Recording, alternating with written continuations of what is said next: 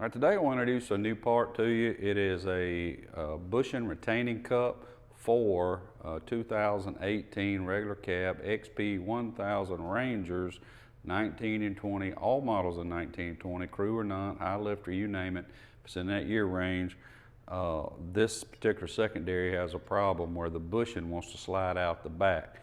So we're a little late to the game. We're not the only retaining cup out there, but we finally have it.